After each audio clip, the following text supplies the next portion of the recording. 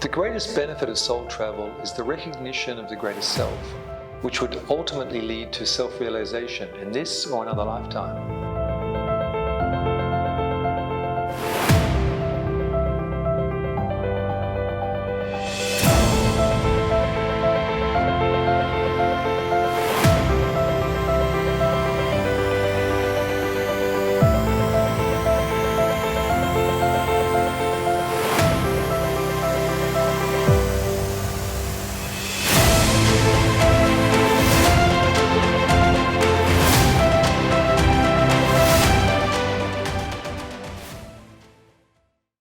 My name is Greg Doyle and I grew up in country Victoria in the 1960s. In 1985 I graduated from the Victorian College of the Arts with a Diploma of Arts in Music. I headed over to Europe in 1991 and spent the next year or so studying conducting at the University for Music and Performing Arts in Vienna. After a short visit home to Australia in 1998, I made the hard decision to return to Vienna to ignite my slumbering conducting career. But on my return, I found myself in the midst of several personal issues of my own making. A relationship that had passed its expiry date, my dreams inundated with visions of a different future, and a series of medical emergencies.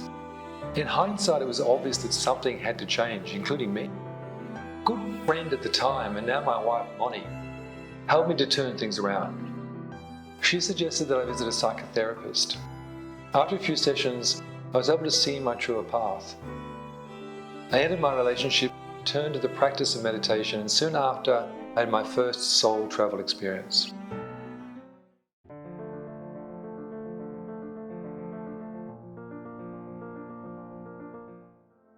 While everyone has the ability to project their astral body into the astral planes, humanity didn't lose this ability. What we lost was the knowledge of how to practice this metaphysical art. To provide a clearer picture of how this happened, let's discuss some pivotal historical figures and events. It's well known that Egyptian priests practiced soul travel as part of their initiations in preparation for the afterlife. Plato, the philosopher in 375 BC, in his best-known work, The Republic, described soul travel as a metaphor within his work, The Allegory of the Cave.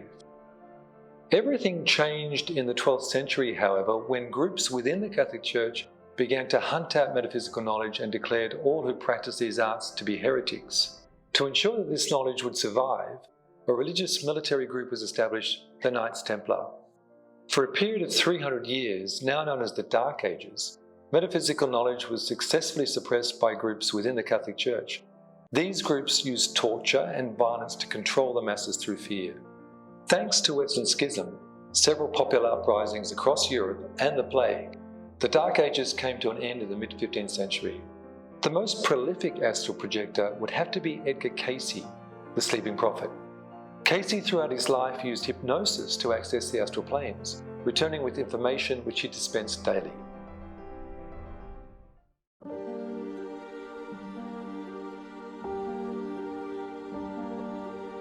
My first session with Greg was really amazing.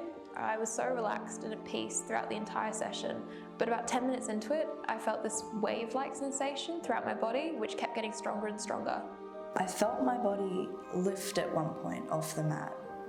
It was a little scary, but the meditation that Greg was sharing seemed to focus a lot of the energy right here. I'm not sure if this is astral travel, but when I wake, I remember I've been somewhere different with other people. Some of them I think I've known before. I've started to meditate now on a daily basis just to see if I can control any astral travel that I might take. I'm really glad I attended the Astral Projection workshop. It's opened my eyes to a whole new world of possibilities.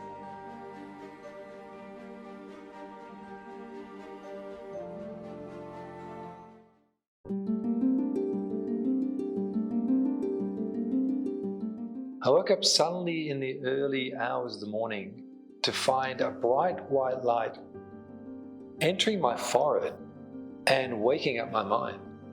And it was quite bizarre. It was like a pulsating white light, and I was fully conscious and knew that my body was asleep.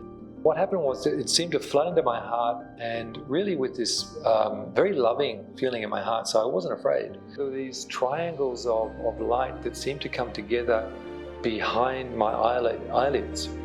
And these all came into this circle of light that got stronger and stronger. And then, before I knew it, it was the feeling of a question being asked non-verbally. It was the feeling of, do you want to come with me? And I thought, yep, let's go. Next thing I know, I was going down this tunnel. And I'd never heard the expression wormhole, but later on I was to hear about that kind of stuff. I go down this tunnel, a lot of wind in my ears as I'm moving, and it's often called the astral wind. And at the end of this tunnel, I'm in this very clear atmosphere of, it's like a desert planet, and there's all these towers and very, very ultra-modern buildings, like very tall structures with disc-shaped buildings on top and the headlights, and it looked very high-tech and very non-earthly. And I was just so fascinated because it was ultra-real, ultra-realistic, and it was not Earth. And I remember viewing this scene from this perspective and knowing that somehow there are others. That was the feeling that was given to me, that there are others that exist, even though this wasn't a question I'd been wrestling with. And it also felt like home, which was the bizarre thing. It had a feeling of home. And I remember coming back from the experience with these tears of ecstasy, thinking, what on earth was that?